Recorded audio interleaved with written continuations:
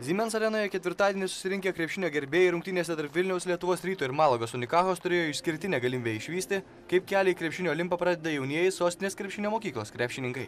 Ant parketo išbėgo trenerio Gintauto Rutkausko treniruojami 2002 metais gimę SKM auklėtiniai, kurie yra pasiryžę ateityje papildyti geriausios Lietuvos komandos Vilniaus Lietuvos Ryto gretas. Šie krepšininkai savo krepšinio karjerą pradėjo dar darželyje. Jie nuo 5 metų lanko krepšinio treniruotes ir per tą laiką sugebėjo nemažai ko išmokti. Treneris Gintautas Rutkauskas tikisi, kad ši komanda ateityje taps Lietuvos čempione. Šios komandos stiprybė – didelis atkaklumas, darbštumas ir atsidavimas darbui.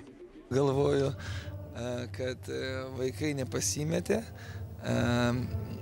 nusiteikėm rodyti ne ką blogiau, kaip ir tie profesionalai krepšininkai mes varinėjom kamuolį. Vaikai labai buvo patenkinti, klausinėja, ar dar kartą mes eisim, ar bus čia dar tokių jiems švenčių. Tai manau, viskas praėjo gražiai. Jie matė, kad treneris nesijaudina, aš tikrai nesijaudinau, o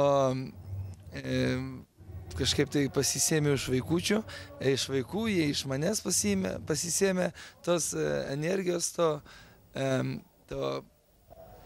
noro,